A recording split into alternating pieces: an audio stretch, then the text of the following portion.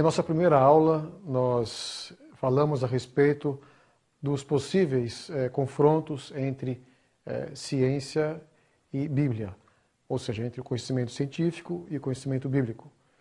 E realçamos a importância de considerarmos um outro fator, que não é nem científico e nem bíblico, filosófico, especificamente o naturalismo metafísico, que às vezes é travestido de uma roupagem científica e, na verdade, são posições, são afirmações de cunho filosófico.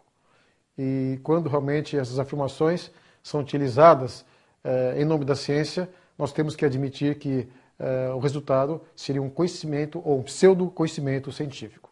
Da mesma forma, a Bíblia pode ser interpretada de maneira parcial, de maneira equivocada, e isso leva ao conhecimento bíblico desvirtuado, ou ao pseudo-conhecimento bíblico.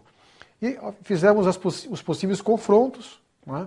E verificamos já aí que existem situações desejáveis onde o conhecimento bíblico se harmoniza com o conhecimento científico. Já na segunda aula nós mostramos que esse assunto acaba assumindo uma situação de controvérsia no campo do evolucionismo versus criacionismo. Aí nós temos realmente que tomar muito cuidado com a interpretação bíblica e também com as afirmações científicas, se são realmente científicas ou não.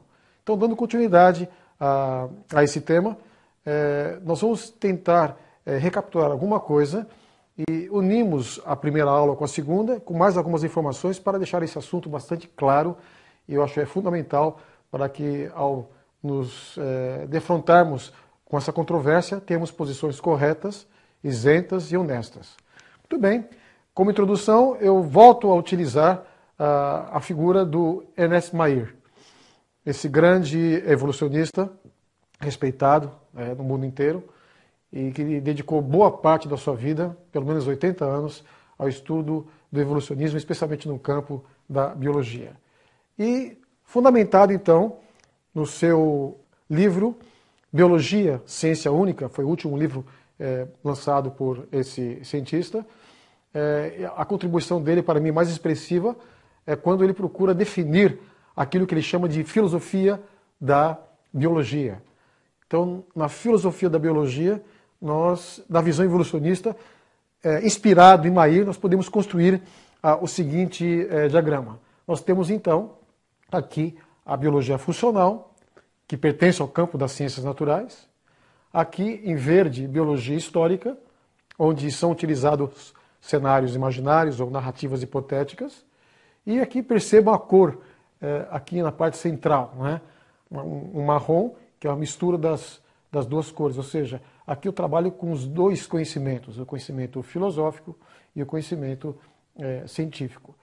E podemos dar nome aos dois quadros aqui, fica até mais prático. Aqui estou lidando, então, com o conhecimento científico e aqui com o naturalismo metafísico. Eu creio que essa visão é a visão mais correta para compreendermos realmente como o conhecimento é construído no evolucionismo e também no criacionismo, em seguida iremos mostrar. Existe aquilo que nós chamamos de hipóteses ad hoc. São hipóteses auxiliares que são utilizadas para tentar defender um modelo, né? Essas hipóteses elas podem ter uma motivação científica ou uma motivação filosófica. Usando esse quadro de Mayr, então vou introduzir duas hipóteses ad hoc, né? Uma oriunda da própria observação científica, que seria o experimento de Urey-Miller. Esse experimento foi feito. Mas note aqui a interrogação. Será que realmente eu posso considerar essa hipótese ad hoc como tendo um cunho científico? É um experimento de laboratório. Mas será que todo experimento de laboratório, a motivação é científica? Então nós vamos considerar isso em nossa aula de hoje. E aqui uma hipótese ad hoc, certamente proveniente da visão filosófica, da componente filosófica do evolucionismo, nós temos a biogênese, né? Isso realmente não tem nada a ver com ciência. Alguém realmente que considera que tudo surgiu por acaso, sem nenhuma intervenção externa ou sobrenatural, tem que admitir que a vida surgiu de não vida. Então, de onde esse conhecimento é extraído? A fonte está no naturalismo metafísico. Da mesma forma que na biologia podemos usar a geologia, a filosofia da geologia. Então, eu vou expandir esse conceito de Ernest Mayr a ultrapassar o campo da biologia e utilizá-lo também para a geologia no contexto do evolucionismo. Da mesma forma, então, eu tenho aqui a componente científica, conhecimento científico, pertence às ciências naturais, e aqui a geologia histórica, eu tenho cenários imaginários também.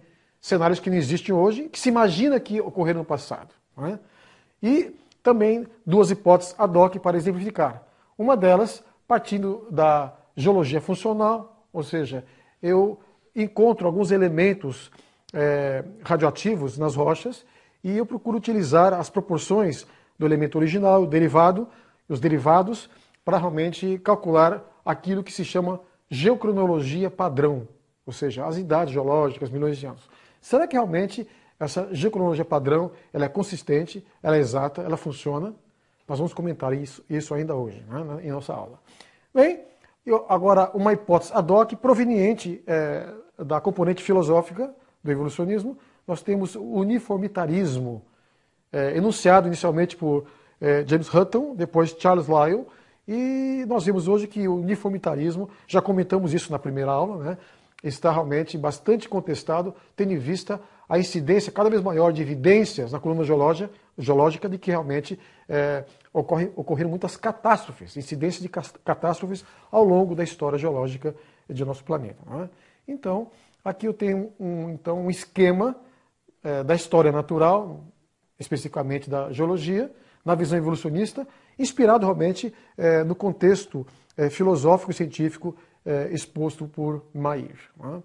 Agora, eu vou usar o mesmo esquema para o criacionismo. Inicialmente, filosofia da biologia na visão criacionista. Eu tenho a componente científica, biologia funcional, ciências naturais, e a componente metafísica ou não científica, biologia histórica e narrativa da criação. A narrativa de criação, de onde eu extraí? Evidentemente, a Bíblia. Então aqui eu tenho conhecimento bíblico e aqui eu tenho conhecimento científico. E tenho então as duas fontes de conhecimento utilizadas pela visão criacionista e vamos também considerar aqui duas hipóteses ad hoc. Eu tenho a hipótese ad hoc vindo do campo da ciência, que é a complexidade redutível, nós já apresentamos rapidamente em nossa primeira aula. Né?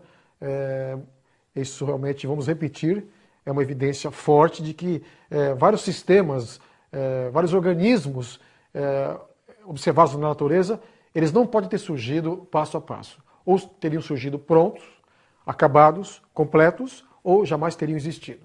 E uma hipótese ad hoc proveniente do conhecimento bíblico, Deus Criador. Né? Então, as duas parecem bastante compatíveis.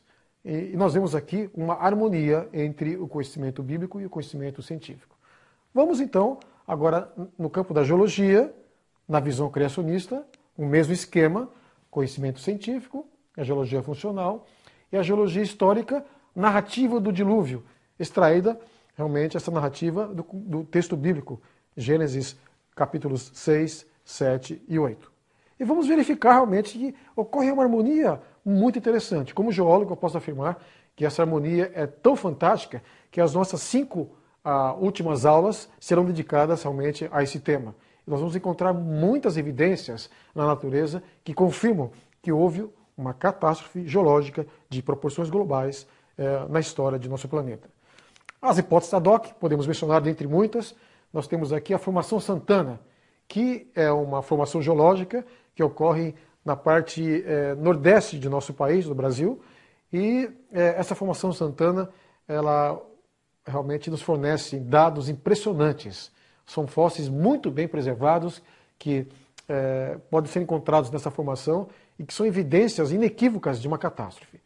E a hipótese ad hoc, realmente extraída da Bíblia, é a grande catástrofe, ou dilúvio, como nós consideramos na Bíblia. E vamos encontrar uma harmonia perfeita na narrativa bíblica do dilúvio e nos dados de campo que a geologia nos fornece.